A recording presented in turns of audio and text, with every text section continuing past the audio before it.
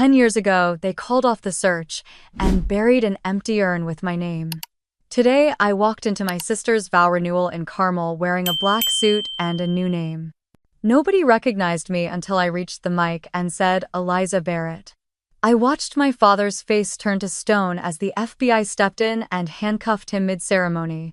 They said I was dead. But I came back with truth, with evidence, and with a voice they can't silence. If you've ever felt erased by your own family, you're not alone. My name is Eliza. And this is the story of how I took back everything. Let me take you to the moment they thought I disappeared. The ocean breeze smelled like salt and champagne. From where I stood just beyond the white rose trellis arching over the cliffside lawn, I could see everything. The glittering lights strung across the palm trees. The ice sculpture in the shape of a swan. The string quartet playing a slow, honeyed version of At Last. Guests in silk dresses and tuxedos clinking flutes of vintage rosé, their laughter rising and falling with the crash of waves below. And there she was. Amanda. My little sister stood in the center of it all, glowing under the golden light of late afternoon. She wore a new white dress, not quite a wedding gown, but close. Off the shoulder sleeves, a plunging neckline, intricate beadwork that caught every shard of light.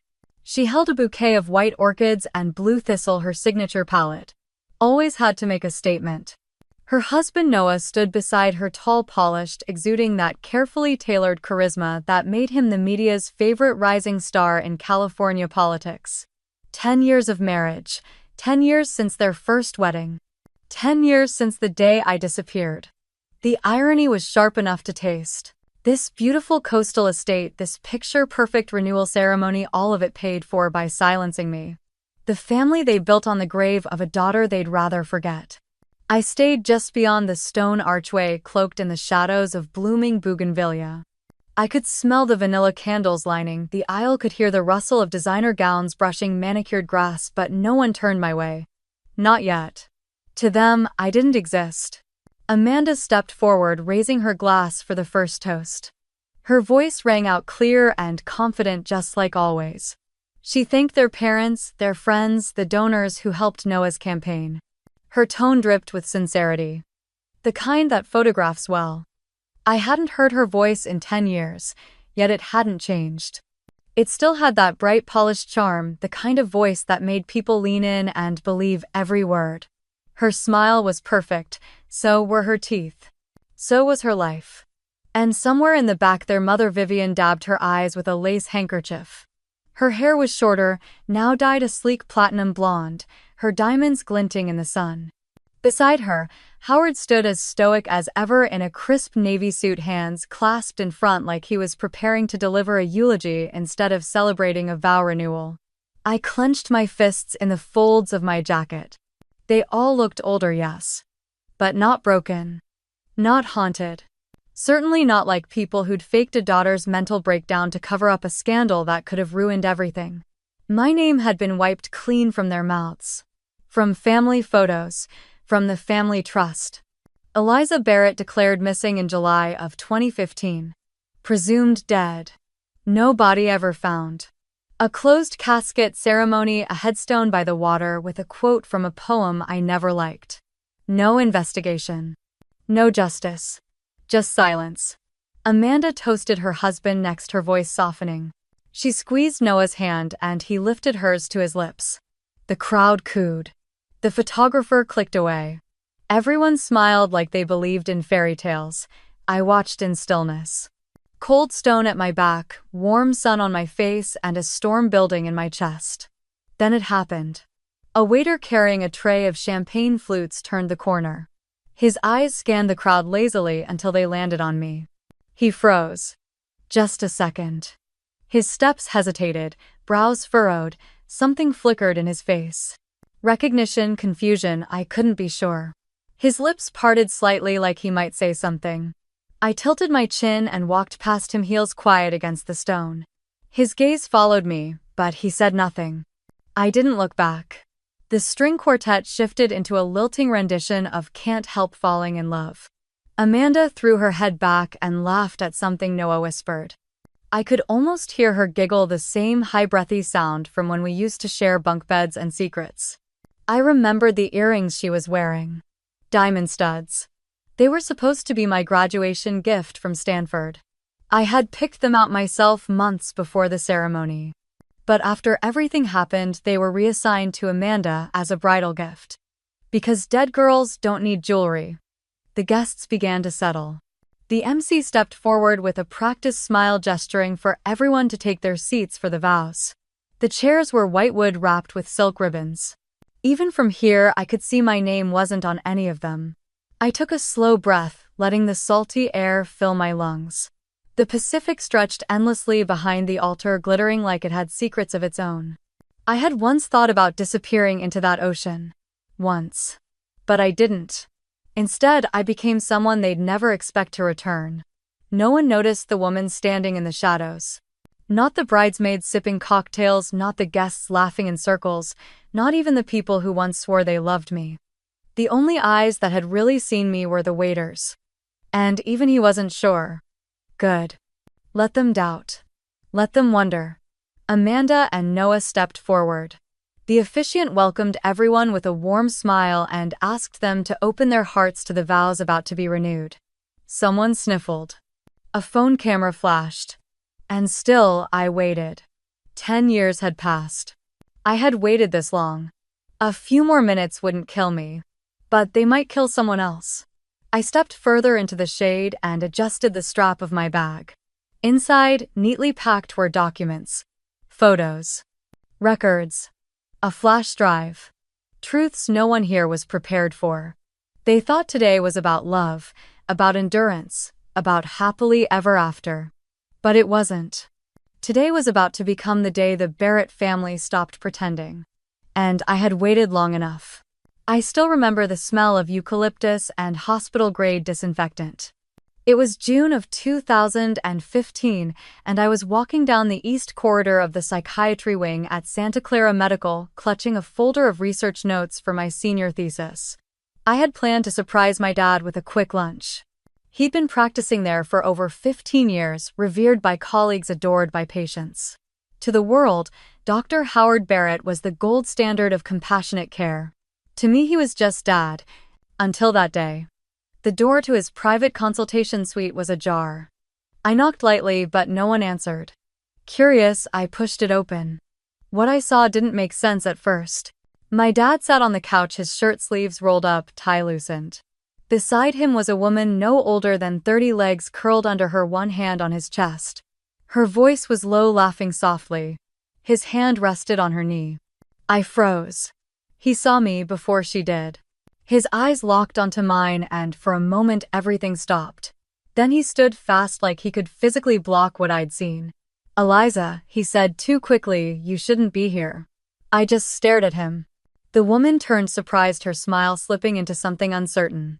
I recognized her. Her name was Dahlia. 29. Diagnosed with bipolar 2. She was part of the case study group my thesis had focused on. My dad was her primary psychiatrist. I left without speaking. The next few days were a blur. I tried to process it, to rationalize it, but there was no excuse. It was an ethical breach of the highest order. A violation of trust, of care, of medical law. I gathered everything. Notes. Dates. Observations from my research logs. It wasn't just a moment of weakness, it was sustained, groomed. He had manipulated a vulnerable patient under his care. I went to the ethics board at Stanford Medical. Quietly, respectfully. I thought they'd want to know. That truth would matter. Instead, the board chair, Dr. Ling, gave me a tight smile and said there wasn't enough to act on. My evidence was circumstantial. She reminded me that false accusations could have severe consequences. Then the whispers started. In the department halls. Among professors. Among students. Eliza's having a breakdown. Eliza's been stressed. Eliza's making things up for attention. My advisor began avoiding me. My internship at the neuroscience lab was suddenly revoked. A week later, I was called into the campus counseling center. The therapist they assigned me had a file already prepared. Printed in red ink at the top was one word: paranoia. I remember laughing because it felt absurd. Until I realized they were serious. I called my mother. She didn't pick up. I texted Amanda. She replied with, maybe take some time off. You're spiraling. Spiraling. I was the one trying to protect a patient. They made me out to be unstable, dangerous. And then came the worst part. On July 17th, I left Stanford's library late at night, heading north along Highway 1 in my black Volvo. That was the last anyone officially heard from me. Except I never made it to the coast. A mile outside of Half Moon Bay, my brakes failed, or rather they didn't exist anymore. The car veered, skidded, flipped twice, and landed just short of the cliffside. But I wasn't in it. Because I had felt something off before I even started the engine. So I walked away. Fast. 2 hours later, the car exploded. The next day, the news reported Eliza Barrett, 22, missing. Possible accident. Presumed dead. My student ID had been conveniently found near the wreckage. My phone had been crushed, but not beyond recognition. My parents held a press conference outside our home in Palo Alto. My mother wore black and sobbed into a handkerchief. My father kept his hand on her back, his jaw clenched in what looked like noble grief. Amanda stood beside them, eyes swollen. She gave the camera a small, brave smile when she said, "We just want her home. No matter what happened. We forgive her. Forgive me." They spun the narrative fast. My mental deterioration. My erratic behavior. That I had stopped taking medication I was never prescribed. That I may have harmed myself. Within 3 months, they filed for a death certificate. A closed casket ceremony followed. I watched it from a distance. Literally. I stood across the street behind a tree in a borrowed hoodie and a pair of sunglasses too big for my face. I saw my name etched in marble before I ever graduated. My friends laid flowers on a coffin that held nothing but rocks and regret. No one questioned it. No one looked closer. The insurance was paid out. The Barrett name remained untarnished, and Dr. Howard Barrett received a humanitarian award the following spring for his contributions to psychiatric medicine. I spent the next 6 years hiding under different names in different cities. First Santa Fe, then Spokane, then Missoula. I worked at diners, cleaned motel bathrooms, washed dishes at greasy roadhouses. I watched my student loans disappear with my identity. I watched Amanda get married on the cover of a bridal magazine. I watched my mother open a boutique wellness retreat in Napa. I watched them thrive. And I waited. Waited for a crack to form. Waited for a reason to resurface. Waited for someone to care enough to look for the truth. No one did. So I became my own reason.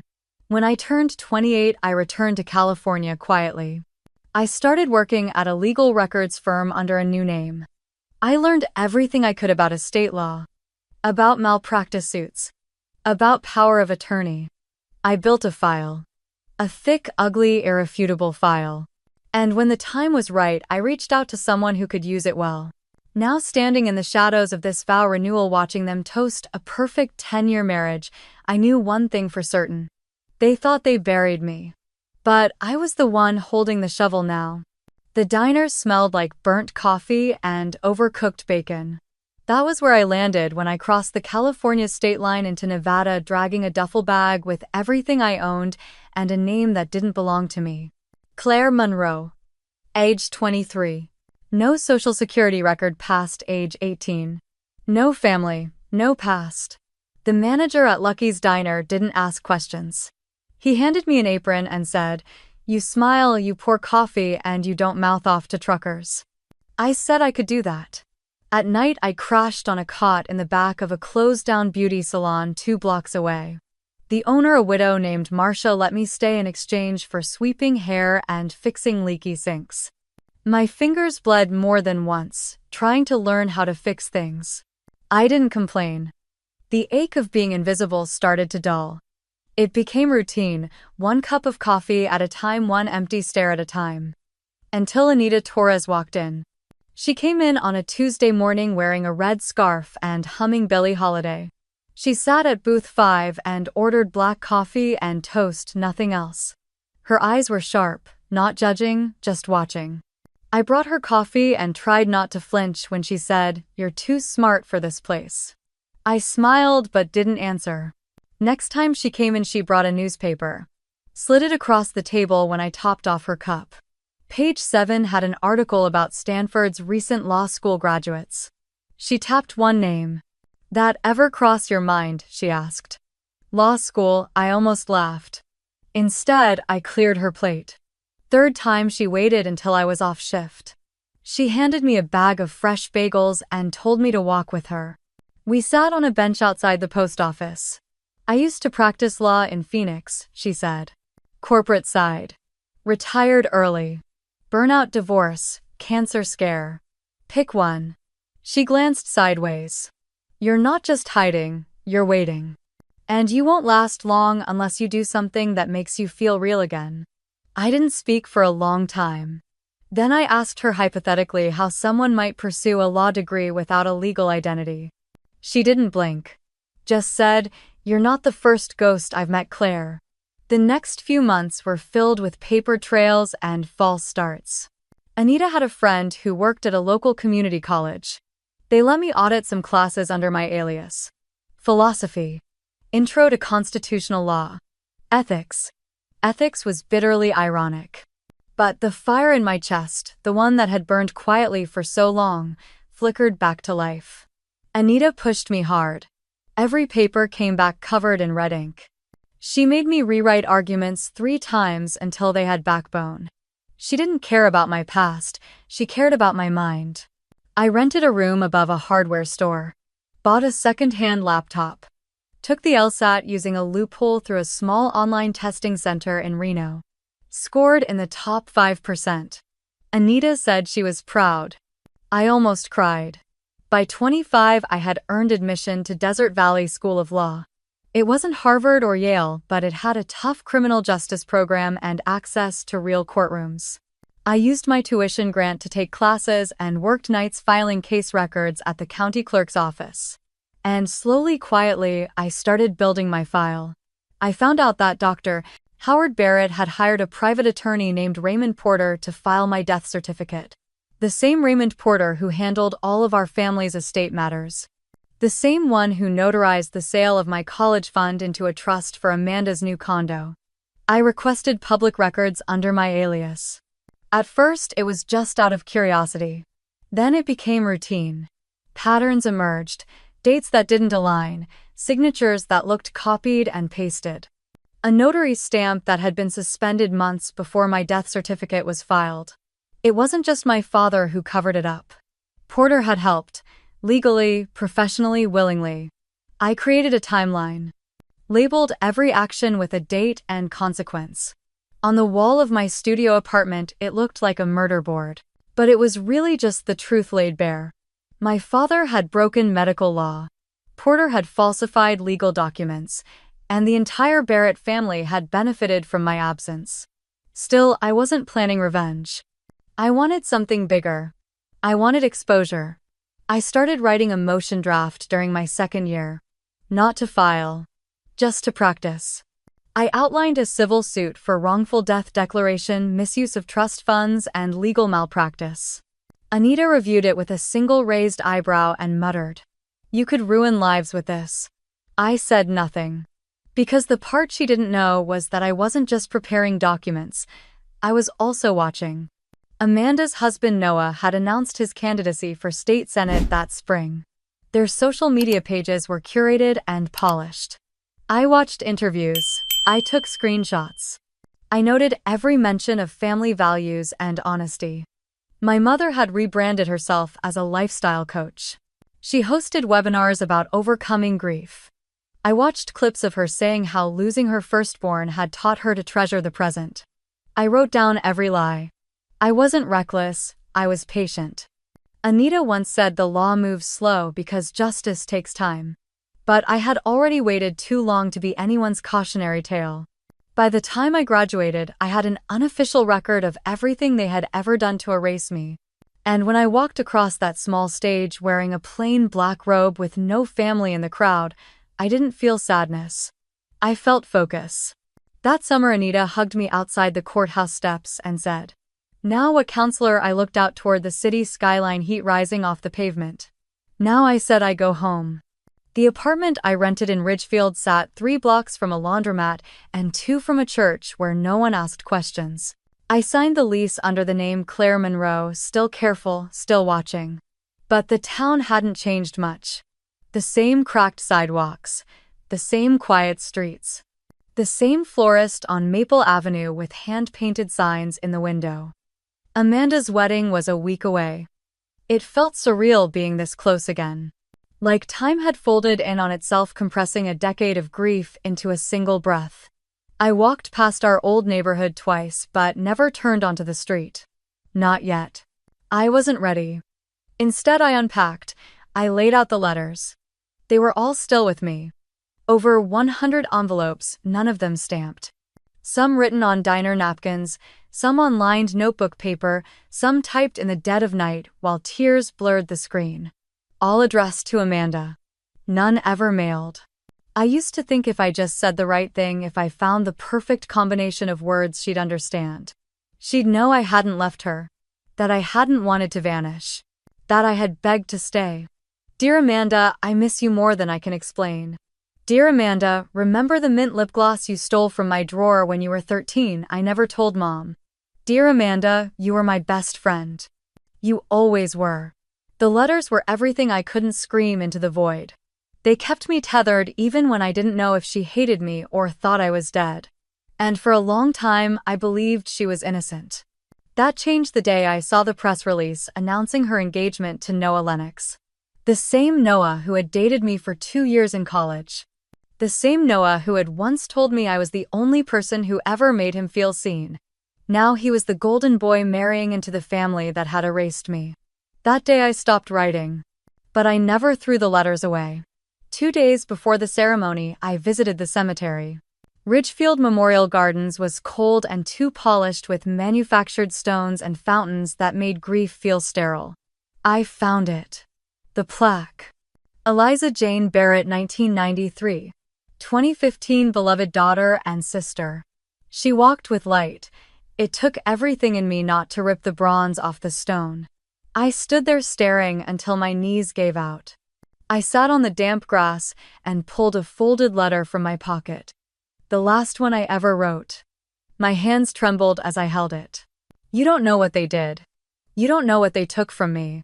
And if you did, would you still stand with them? I didn't leave the letter. I never left them.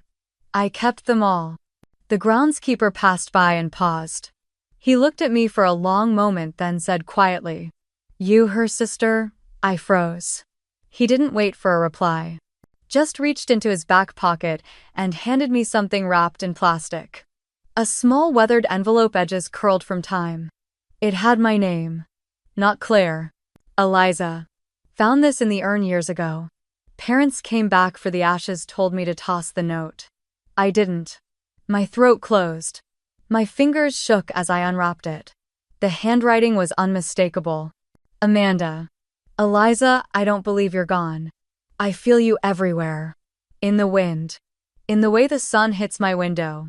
In the dreams I can't explain. If you're still out there, I hope you know I never wanted to let you go. I'm sorry I wasn't brave enough to fight harder. I'm sorry I let them silence me. But I love you. Always. Amanda. The world tilted. For a second, everything blurred. She had tried. At least once. The letter was old, faded, but real. Amanda had written it and tried to leave it in the urn. My mother must have taken it before I ever knew. Buried it again in silence. Cut off the only attempt Amanda ever made to reach me. I stared at the ground, heart pounding against my ribs like a prisoner behind bars. Could I have been wrong? Had Amanda been another casualty just like me? The easy answer was to say no. To cling to the rage that had kept me alive this long. But rage doesn't survive evidence. Not when the evidence is inked in your sister's hand. I folded the letter carefully and placed it with the rest. I didn't forgive her. Not yet. But I didn't hate her either. That night, I returned to my apartment and read every letter again, all 102 of them. Some felt naive now. Others still rang true. I didn't sleep. I couldn't. Because if Amanda had once tried to find me even in her own quiet way, then what did that mean for what I was about to do? What did it mean for the truth I was about to unleash? I watched the wedding announcement again. Her face was radiant. The perfect daughter. The perfect bride. The narrative was already sealed, but I was about to open a different one. I wasn't sure anymore if Amanda deserved what was coming, but I was certain my father did. And my mother. And the lawyer who signed the paper that said I was no longer alive. So I put the letters in a box, labeled it 2015-2025, and I locked it away. Because what was coming next wasn't about letters, it was about proof. I started with the county clerk's office not because I expected answers there but because sometimes truth hides in bureaucracy. Ridgefield's municipal building was small, tucked between a diner and a hardware store with chipped linoleum floors and a front desk that smelled faintly of coffee and mothballs. The clerk looked half bored and half suspicious when I asked to view public records connected to Dr. Warren Whitman's private practice. She asked why. I smiled and said I was doing a research project on medical licensing and compliance. It wasn't entirely a lie. She led me to a dusty terminal in the back corner and typed in the access code. "You've got an hour," she said, then left me alone. The database was ancient. It wheezed and blinked like it hadn't been touched since the early 2000s. I typed in the name Whitman Medical and Diagnostic Center. Dozens of results popped up. Routine filings, licensing renewals, permit extensions. But then I found something odd. There were over 40 incident reports flagged but sealed. Each marked with internal notation "Refer to Office of Legal Counsel." No case numbers, no outcomes, just names. Patients who had filed complaints then suddenly retracted them or disappeared from the system altogether. One name jumped out. Maria Jennings. Age 32. Admitted for abdominal pain. Filed a complaint against Dr. Whitman in August 2013. Withdrawn 2 days later. I cross-referenced her address and found it connected to a vacant apartment in Ridgefield's old quarter. The building had been condemned. There was no follow-up, no forwarding address, no emergency contact. Then I found another. Kevin Tran. 19. Allergic reaction. Emergency visit in 2012. Filed complaint. Withdrawn after parental intervention. The pattern kept going. Dozens. I scribbled names and dates into a notebook, careful not to print anything that would draw attention. As I stood to leave, I noticed something else on the terminal. A section marked Sealed Depositions. It required credentials to access. I knew I wasn't the only one who had tried to look. Back at the apartment, I stared at my notes, heart pounding. My father had buried more than just me. I had suspected, but now I had evidence. Not enough to take to court, but enough to dig deeper. I needed help. The kind of help you don't find in Ridgefield, so I did something I hadn't done in 10 years. I used my real name. I emailed a contact I had never met but had read about in law school. Drew Hamilton. A former FBI agent who had investigated medical fraud cases in New York and Connecticut. He had been quoted in a case involving a pain clinic that falsified patient records. His name had come up twice in old journals. And once in an article that mentioned Whitman Medical but never pursued it. I sent a simple message. Agent Hamilton. You once looked into Whitman Medical and Diagnostic Center. I have reason to believe the truth is worse than what you found. My name is Eliza Barrett. I am not dead. Meet me. He replied 2 hours later. 3 days later, we met in a park in Stamford, Connecticut. He wore a faded baseball cap and a windbreaker. Late 40s. Sharp eyes. Voice like gravel. I've waited 10 years for this, he said, before I even sat down. He had suspected something but was pulled off the case after internal pressure. No evidence, no cooperation. Your father had friends in places I couldn't reach, he said. I handed him my notebook. He scanned it silently. This isn't enough, he said, finally. But it's a start. He offered to help but with a warning. If we did this, it wouldn't be quick, it wouldn't be clean. We'd need to build a case that could survive fire. I agreed. For the next 2 years, I lived in quiet duality. By day, I clerked at a small legal firm under the name Claire Monroe, learning motions and filings. By night, I met with Agent Hamilton. We mapped every patient report we could find, every sealed complaint, every nurse who had left suddenly, every medical supplier who stopped working with Whitman Medical without explanation. Then came the second twist. Hamilton received an old tip from a nurse who had once worked under my father. She had left the state, changed careers, but sent a message anonymously. Ask about Vivian Whitman, my mother. I froze when he told me. Why? Hamilton looked uncomfortable. She made a report once. Back in 2014. She went to a crisis center and said she feared for her safety. The report never went anywhere. She recanted. Said she was unstable. But the original statement was still on file, buried in internal logs. We found it. My mother had told a social worker that she believed her husband was drugging her, that he monitored her spending, blocked her phone access, and kept her isolated from extended family. She had tried to report suspected misconduct at the clinic but was told by her husband that she was mentally unwell. She was prescribed sedatives by a colleague of his. The handwriting was hers. The signature shaky but real. I sat in silence after reading it. All the years I'd thought she was just complicit.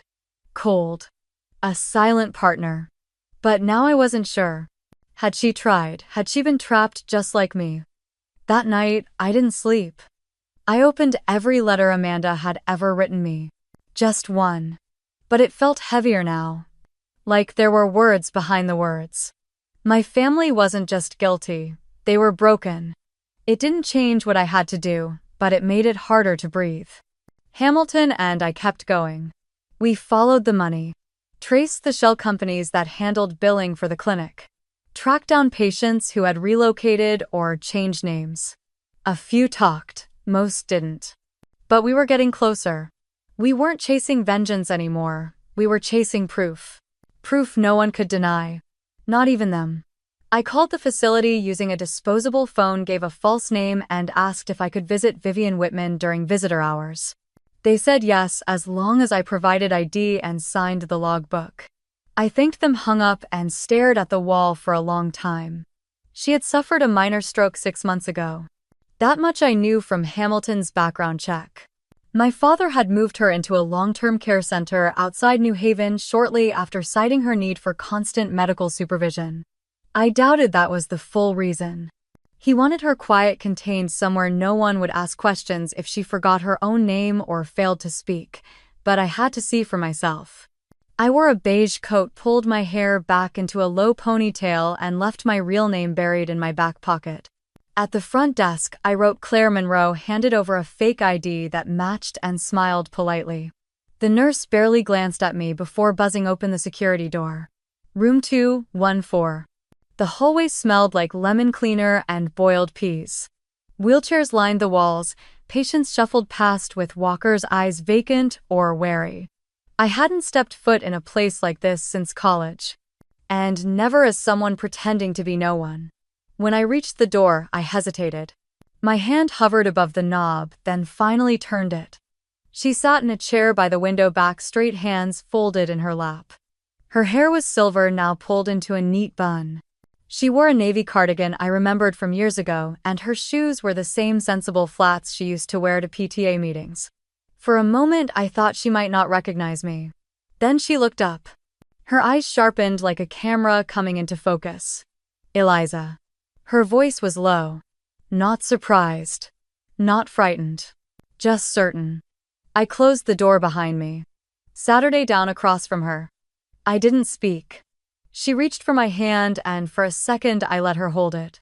I never believed you were dead, she whispered. My throat tightened. Why didn't you look for me? I did. Quietly. Your father controlled everything. My phone, my bank account, the staff. I couldn't even get online without him knowing. And when I asked questions, he gave me pills. Said I was unstable. That I'd imagined things. She looked away. I let him convince me I was broken. I pulled my hand back. She didn't flinch. I wrote letters, she said. Dozens. But he took them. Burned some. I found a few hidden under the mattress once sealed and stamped. But they never made it out. I felt the edges of myself start to crack. I had come here prepared for guilt, maybe excuses. I hadn't expected remorse. Then she reached under the blanket on her lap and pulled out a small wooden box. Old. Scuffed. Locked with a tiny brass latch. I kept this hidden in the false bottom of my nightstand. Your father never found it. After the stroke, they moved me here. I asked one of the nurses I trusted to bring it. She didn't ask questions. She set it in my lap. Inside were things I never expected to see again. The original medical intake forms from the patients I had found in the county clerk's office. Unredacted, signed. A cassette tape labeled July 2013 in my father's handwriting. And a letter. Unsealed, folded 3 times. I unfolded it slowly. It began with my father's name. Full name. A confession. A statement of liability. He wrote that he had altered dosages. Changed patient notes. That he had paid off a compliance officer to ignore audits. That he had silenced a whistleblower in 2012 using cash and threats. And at the end, he had written something I didn't understand. To Amanda and Eliza. You were never meant to see this. But, if you do, I hope you understand. No signature. I stared at it for a long time. I didn't cry. Vivian reached for the tape. That was his voice. He recorded it after you left. He said if anyone ever came back asking questions, he wanted the truth told on his terms. But he never gave it to anyone. I kept it. Why are you giving it to me now? Because I may not be here much longer. And I want someone to do what I couldn't. I looked at her then. Really looked. Her hands trembled. Her eyes, though clear, carried something that hadn't been there before. Shame. Or perhaps relief. You don't have to forgive me, she said. I don't expect that, but don't let him get away with it. I nodded. I slipped the tape, the files, and the letter into my bag. I locked the box and handed it back. Keep the box. I stood to leave. Will you come back someday? Maybe. She smiled faintly. Then she whispered, tell Amanda I never stopped loving her.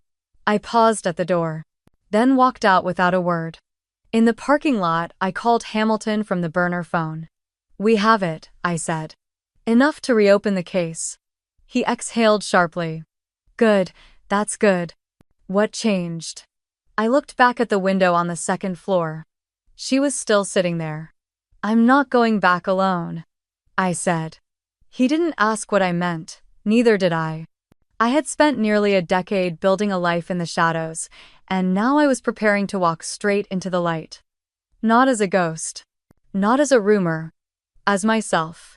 With everything I had gathered, every piece of evidence, every painful truth.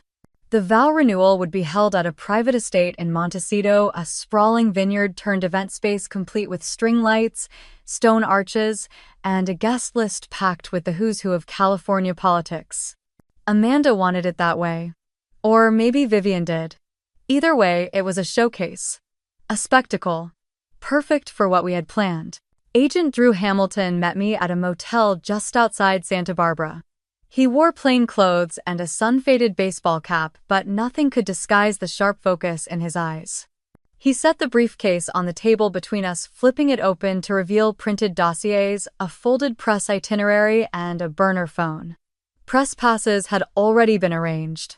Not under our real names.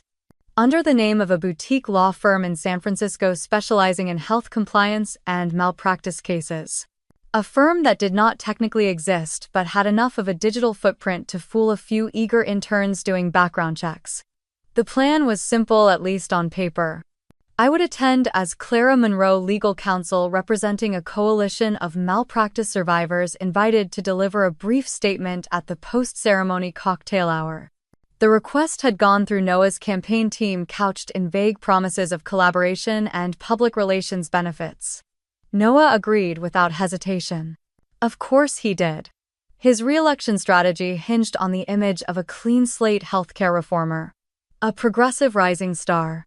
His public calendar said he'd be unveiling a new initiative that day. We knew better.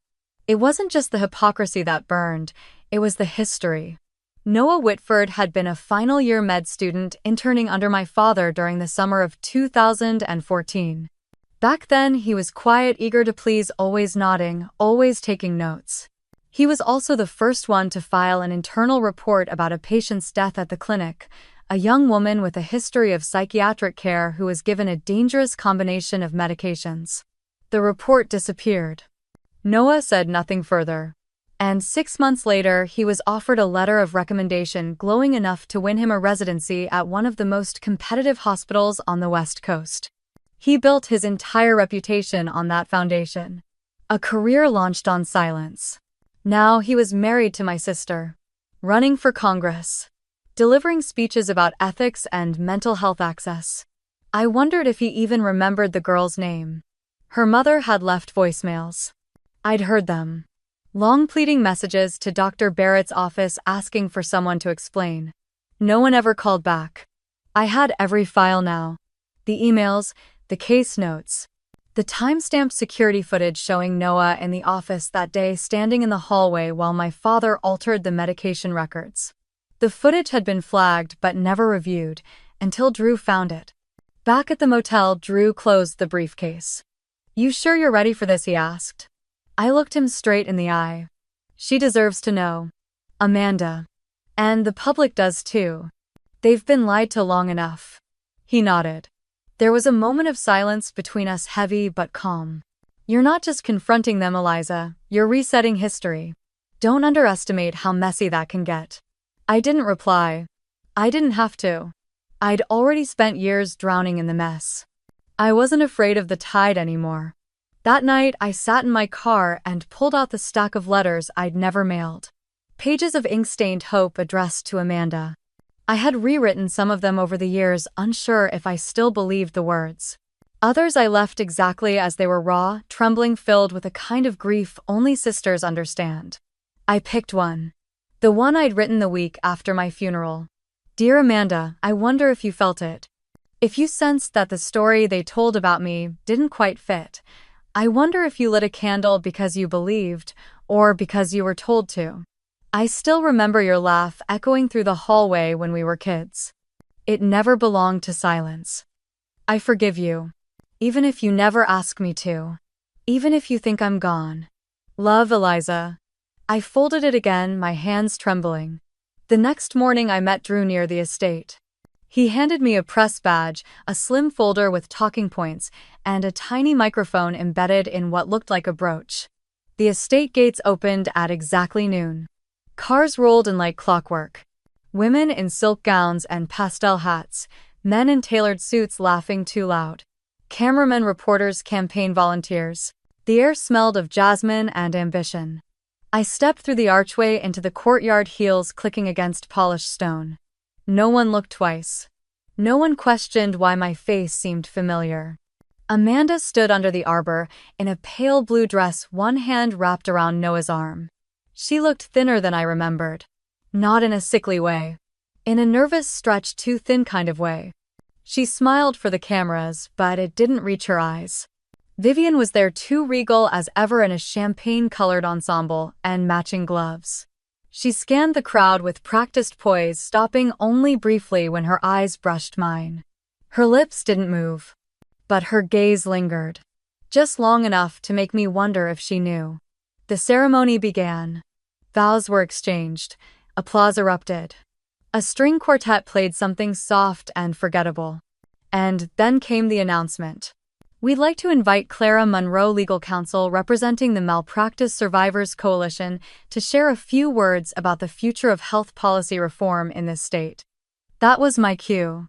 I stepped forward, one hand steadying the microphone, the other clutching the folder Drew had prepared. I looked directly at Noah, and then at Amanda.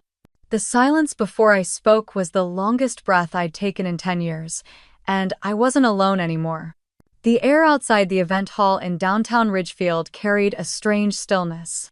Not silence exactly, but the kind of quiet that pressed against your skin, reminding you to breathe slower, steadier. I stood under the shadow of the large awning, my hand gripping the edge of my black blazer. My palms were dry. My steps were deliberate. I had rehearsed this entrance 1,000 times in my head, yet nothing could prepare me for the rush of adrenaline that surged as I stepped through the double doors. The room was lavish. Crystal chandeliers sparkled above rows of white and gold chairs. A flower arch framed Amanda and Noah as they stood before their guests, the renewal of their vows, a carefully curated spectacle of second chances. Cameras hovered at the edges, operated by discreet media crews dressed to blend in. No one noticed me at first. My black suit was sleek but unassuming. The sunglasses concealed my eyes, but not my presence. I didn't speak until I reached the middle aisle.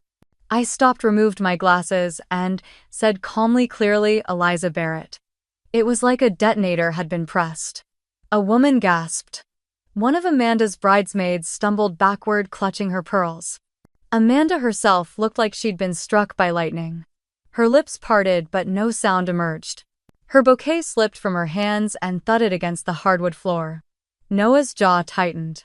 His eyes flicked toward the guests, toward the cameras, then toward the podium where a branded sign read, "Office of Senator Noah Whitmore."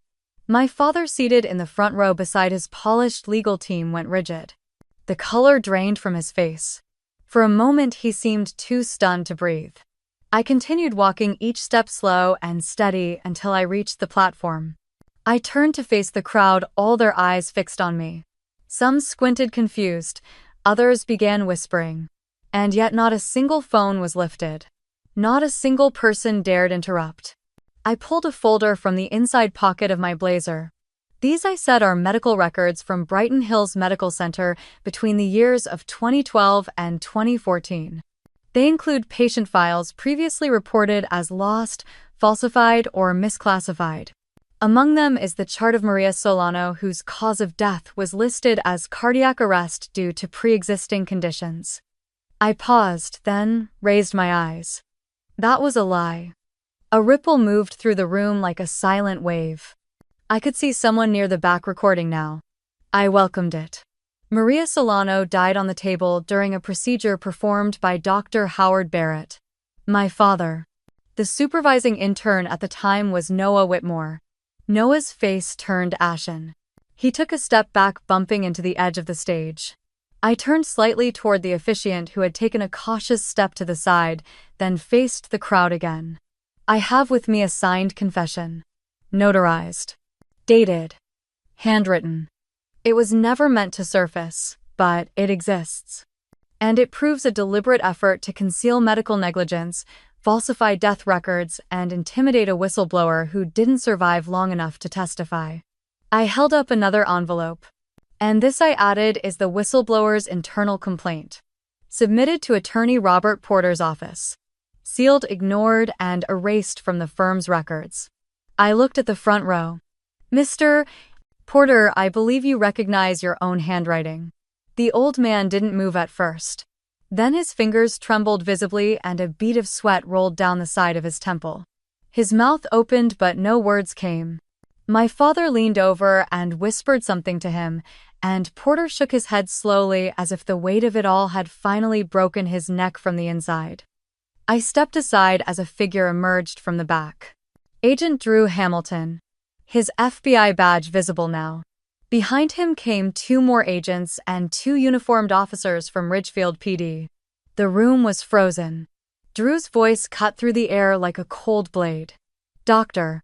Howard Barrett, you are under arrest for obstruction of justice, medical malpractice, resulting in death, conspiracy to commit fraud, and destruction of legal evidence." Gasps erupted across the room. My father stood up sharply, chest heaving. "This is ridiculous. This is a public stunt."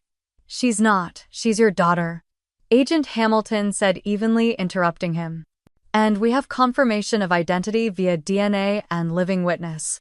My father's face contorted, not in anger this time, but in something almost like fear. He looked toward Amanda as if expecting her to speak. But she didn't. She couldn't. Her mouth hung open slightly, her eyes locked on mine. I stepped down from the stage as the officers approached him. He resisted for half a second, then lowered his arms in surrender. They cuffed him quietly, firmly. As they led him past me, his eyes met mine. There was no recognition, no apology. Only the cold disbelief of a man who never thought the past would catch up to him. I didn't blink. I didn't flinch. I simply said, "I'm not dead, Dad. I was just buried under your lies." He said nothing. Just turned away. Porter was next. He didn't protest. His shoulders slumped as if decades had finally caved in on him. Outside, a few reporters had begun to gather. The story was already spreading. It wasn't just a scandal anymore, it was a reckoning. I turned back toward Amanda. She stood on the stage, still her veil sliding off one shoulder. Her hands trembled as she gripped the podium. Her voice, when it came, was a whisper meant only for me. "You were never supposed to come back." I gave her a long, quiet look. I did, and this time I wasn't leaving. The morning after the ceremony, my name was everywhere. I didn't even have to search it. It greeted me the moment I turned on the television in the hotel room. Eliza Barrett. Headlines were using it like it had never vanished, like it hadn't been quietly erased from family trees and dinner tables. A news anchor in a perfectly crisp blazer said it 3 times before cutting to grainy footage of the arrest. There, I was frozen on screen in that black suit, standing beside Agent Hamilton while my father was handcuffed, Noah gaping like someone had punched the wind out of him. The footage looped on every major network by noon. By the afternoon, the hashtag #ElizaIsAlive was trending worldwide. People were posting screenshots, making side-by-sides from old family photos someone had clearly leaked. Clips from 10 years ago of Amanda's original wedding, now dissected with the attention of a true crime documentary. Commentators debated the ethics of the Barrett family for 30-minute segments. Analysts speculated what this meant for Noah's campaign, for the future of Barrett Wellness Group, for the upcoming medical licensing reviews across the state. And yet, none of that noise touched me as deeply as one simple message. "Amanda, meet me. Low tide. Parker's Cove. You know the spot." I did know it. That stretch of rocky shore just beyond the last pier where we used to collect sea glass. Where we built sand forts and buried time capsules, and once fought so hard over a popsicle that Mom made us hold hands until we apologized. I didn't respond, I just went. The wind had picked up by the time I reached the beach, the kind that whips your hair in sharp directions and makes every word feel more urgent. She was already there, sitting on the rocks with her heels tossed beside her and her phone clutched in both hands like she didn't know what else to do with them. She looked up as I approached. I could see it in her face.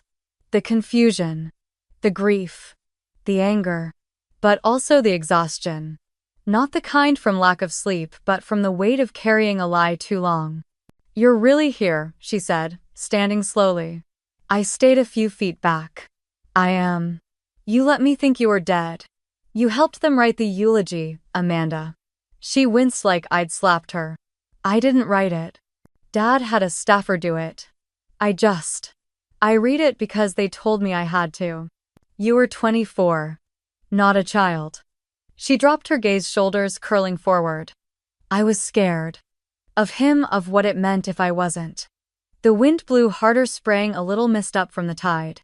She brushed her hair out of her face, then turned to sit back down on the rocks. I followed and took the space beside her. We didn't speak for a long moment. "Do you know what it felt like, Amanda? To be dragged into that psych ward while screaming your name, thinking maybe if you heard me you'd help." Her jaw clenched. I believed them. I believed he had to send you away for your own good. And then after, I thought maybe you had hurt yourself. He told you I was unstable, dangerous. He told everyone. I nodded slowly, letting the silence settle again. Then I reached into my coat pocket and pulled out a small envelope. I placed it between us. Vivian kept that. The original patient file. And the confession letter. He never meant to send it, but he wrote it. It's in his handwriting. She didn't reach for it right away. She stared at the envelope like it might burn her fingers. He killed that woman, didn't he? The one from the malpractice suit in 2012. He altered her treatment plan.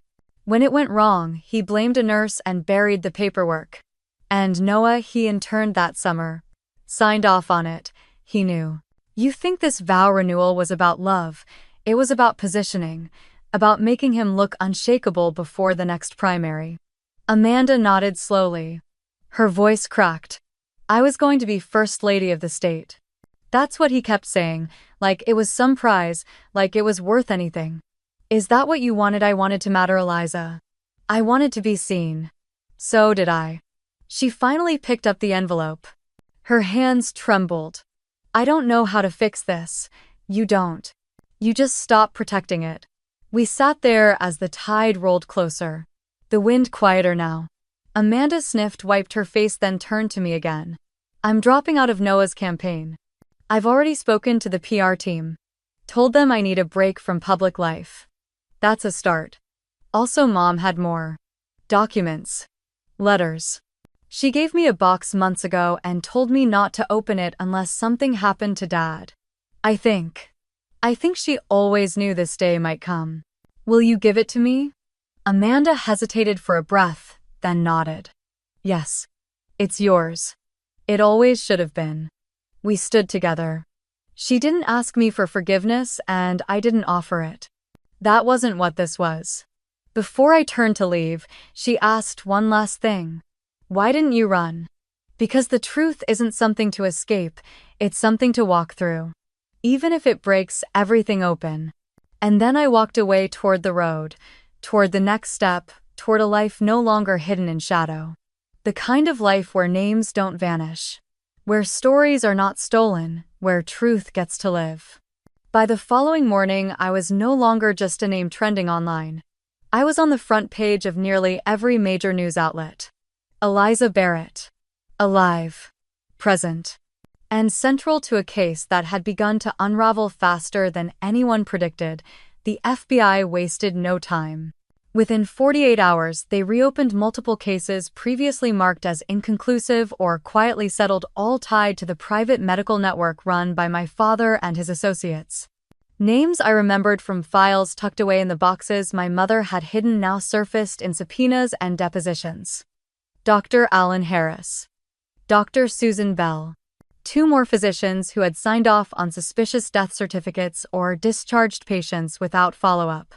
Every document, every signature, every lie began to glow under the harsh fluorescent light of federal inquiry. I was no longer a missing daughter, I was a key witness. Special Agent Madeline Kemp became my point of contact. Sharp-eyed, steady voice, no sympathy in her tone but no dismissal either. She treated me not as a victim but as a person whose testimony mattered. Whose memory held weight. Whose story had already shaken a well-established structure. She handed me a list of former patients and their families. Most names I didn't recognize, some I did. One in particular made my breath catch. Lydia Carmichael. Age 8. Cardiac arrest during a routine pediatric checkup. Her file had always bothered me. A child with no documented pre-existing conditions, no familial history of heart disease. And yet she had died within 24 hours of a minor outpatient procedure at my father's clinic. The case had been dismissed. Quickly. Too quickly. I circled the name. 2 days later, a woman showed up outside the temporary apartment the Bureau had arranged for me near downtown Providence.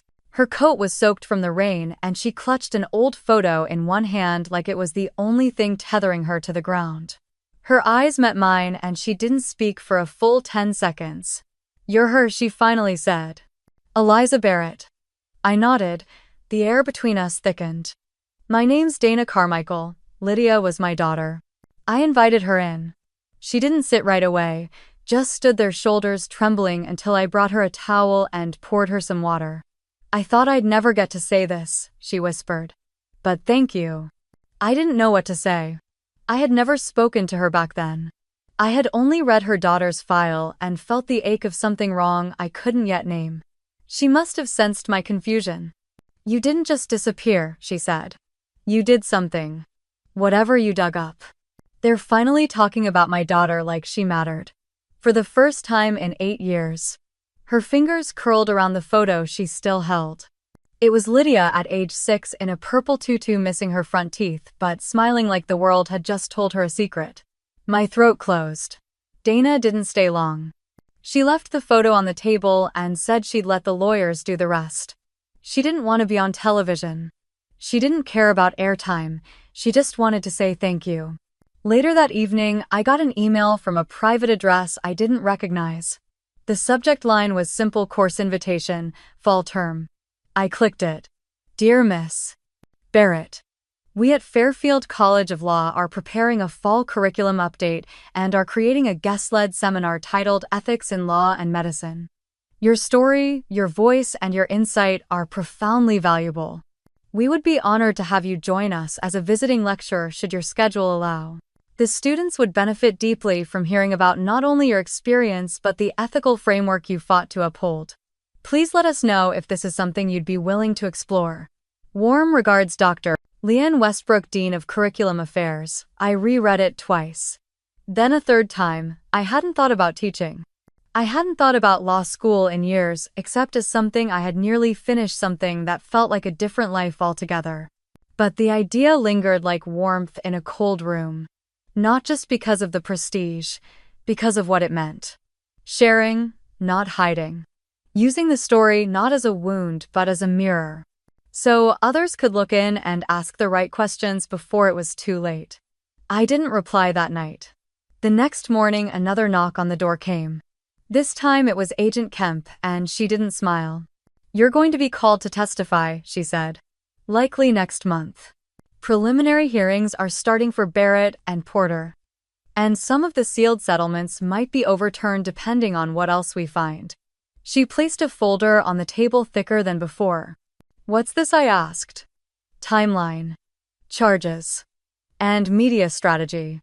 The press is going to keep circling. You'll need to decide what you want your role to be from here on out. I opened it. My father's name was on the first page. Fraud. Malpractice. Negligent homicide. And 3 counts of evidence tampering. There would be more. The ink was barely dry. For a second I imagined the courtroom, not as a victim behind glass, but as a witness. Present. Sharp. Ready. The years they'd taken from me weren't coming back, but the words I'd speak in that room, they'd count. I picked up Lydia's photo and placed it next to the file. I looked into that toothless smile again. And I felt something I hadn't felt in a long time. Purpose. The world had already buried me once. They weren't going to get a second chance. I looked up at Agent Kemp. Tell the Bureau I'll be ready. Tell the court I'll be honest. And tell the press they can ask their questions. But this time they'll be hearing my answers. All of them. It was just past 6 in the morning when I pulled into the old cemetery in Northbridge. The summer fog hadn't lifted yet, so the air was thick and quiet the way it gets in New England before the sun burns through. I parked by the edge near the sycamore tree I remembered from childhood visits to my grandfather's grave and walked the rest of the way in. Plot C, row 9, stone 12. My name was still etched into it. Eliza June Barrett, 1993. 2015, beloved sister, kind soul, gone too soon. The first time I saw the gravestone had been in a grainy photo years ago from Amanda. She had taken it during one of her many solo visits and sent it to a P.O. box we used back then. I remembered the caption in her handwriting. For the world you're gone. For me never. Now I stood in front of it, flesh and blood. No disguise, no fear. Just the strange surreal weight of visiting your own grave. The marble was a little weathered, speckled with moss at the base. Someone had left a dried bouquet there, brittle with time. I knelt and cleared the dead stems away, then reached into my satchel and pulled out the fresh bouquet I brought. Stargazer lilies, blue hydrangeas, and a sprig of rosemary. My grandmother once said rosemary was for remembrance. I didn't know if I believed in signs anymore, but it felt right. I set them down carefully and let my hand rest on the stone. Cold but grounding. Then I opened the side pocket of my bag and took out the old envelope Amanda had once placed in the urn. When she gave it to me days ago, she said nothing. Just pressed it into my hand, her eyes rimmed red, and said, "Read it when you're ready." I had waited. I had needed space from everything. From her tears, from the noise. From the questions everyone still wanted answered. Now I sat on the low concrete bench beside the grave and broke the seal. The paper was creased, faintly smudged from where water or maybe tears had touched it. Her handwriting was exactly as I remembered it. Sharp on the angles, looped on the vowels. familiar in a way that hurt. Eliza. If you're reading this, then maybe somehow, some impossible way you're alive. Maybe this is foolish, but I needed to write it. I needed to tell you that I am sorry. I didn't believe you back then. I should have. I should have seen it. I was so desperate to keep the family from falling apart that I ignored the parts already broken. I let them tell me you were unstable, that you needed help, that you didn't know what you were saying. But the truth is, I didn't listen. I was afraid of what would happen if you were right. If you are out there living a different life, I hope you are safe. I hope you are happy. I hope you found someone who sees you for who you are, not who they wanted you to be. And if you're gone, if this urn is all that's left, then I hope you can forgive me. I would give anything to go back and believe you when it mattered. Love always, Amanda. I didn't cry. I thought I might, but I didn't. Instead, I just sat with it. With all of it. The guilt in her words, the longing. The truth she had only been brave enough to admit when she thought I was already ashes. It was not an apology I needed anymore. I had grown beyond needing others to believe me just to feel real. But it still mattered that she had written it. That some part of her had fought to reach me even when she believed it was too late. I folded the letter back into its envelope and placed it beside the bouquet. Then I pulled out the sheet of paper I had written the night before. Just one page. No drama, no final monologue. Just the words I needed to leave behind. To whoever visits this grave, you may know my name. You may know a version of my story. What you should know is this: I lived. I lived through being silenced. I lived through being erased. I lived through years of hiding, of rebuilding, of waiting. I was once a ghost walking through the edges of other people's lives, afraid to step into the light. But I am no longer that ghost. This name on this stone, it doesn't define me. I am more than what they buried. I am Eliza Barrett. I choose my own light now. That's all. I placed the letter in a small sealed pouch and tucked it behind the flowers, wedging it so the wind wouldn't carry it away. Then I stood, gave the gravestone one last look, and whispered, not goodbye. Just no longer hiding. As I turned back toward the path, the sun began to pierce through the fog. The sky shifted from ash gray to pale gold, and the trees seemed less like silhouettes and more like living things again. I didn't know what came next. Testimony. More press. Maybe that lecture at Fairfield College. Maybe none of it, but I knew I wouldn't be returning to the shadows. Not anymore. The courthouse steps felt like a stage that day. Reporters lined the barriers, cameras pointed from every angle, microphones stacked like a wall of sound. I had dreamed of disappearing 1,000 times before, but now for the first time I stood to be seen. Beside me stood my attorney, Janice Albright, a woman who had believed in my truth long before the press ever caught wind of it. Behind her was Amanda, clutching the folded statement I had written that morning. She didn't speak, didn't wave. She was just there. And that mattered more than I could say. The press conference had been my idea. I didn't want my story spun by someone else. I didn't want to be a mystery, a tragic case, or a headline with no ending. I wanted to reclaim my own narrative, to say the words myself. So I stepped forward. Thank you for being here. Some of you may have known me by a different name. Some of you may have believed I was dead. 10 years ago, that's exactly what they wanted you to believe. I paused and let the silence settle. My name is Eliza Barrett. I was born in Ridgefield, Connecticut. I was a pre-med student. I had a family, a future, and a truth no one wanted to hear. When I spoke up, I was erased. My identity, my records, even my death certificate were forged. I became a ghost because telling the truth meant risking everything. But I am not a ghost anymore. I am standing here to tell you that silence is not safety. And hiding is not healing. The words came out steady. I had rehearsed them in my mind for weeks, but now that I said them aloud, they felt heavier, realer, like each word was hammering a nail into the coffin of the past. I am here to announce the launch of the Barrett Foundation, a legal and advocacy organization committed to helping victims of medical abuse, whistleblower suppression, and enforced silence. Our goal is to protect those who are threatened into vanishing. To make sure what happened to me never happens again. From the corner of my eye, I saw Amanda wipe her cheek. She wasn't crying hard, just enough to blur the edges. Behind her, a few members of the press lowered their cameras. Some looked shaken. Some scribbled furiously. I turned to Janice and nodded. She stepped up and fielded questions while I stood still, letting the noise move around me. It wasn't overwhelming this time. It was just life. A very loud, very public life I had fought hard to return to. Afterward, we moved inside. I had one final stop that mattered more to me than any headline. In a private courtroom upstairs, a judge sat with a small file in front of him stamped in red, "Case reopened." He looked at me, at the affidavit, at the updated forensic records, the DNA reports, and the prior suppression files. Then he said, "Miss Barrett, I want to formally apologize on behalf of this court. Your name was taken from you. Let's fix that today." And just like that, it was done. In the hallway outside, Amanda met me with a small box. Inside was my original birth certificate, the one she had found among our mother's things. She handed it to me like a fragile relic. I held it carefully. The edges were faded, but the name was clear. Eliza June Barrett. I looked at her. "Thank you for coming." "I should have come sooner," she said. "I was scared." "You're here now." She nodded. Her voice trembled, but her eyes didn't look away. I walked her to the elevator. We didn't say much more. Some wounds don't close with words. But I knew she would stand behind me when I gave the keynote next week at Fairfield. She had already RSVP'd.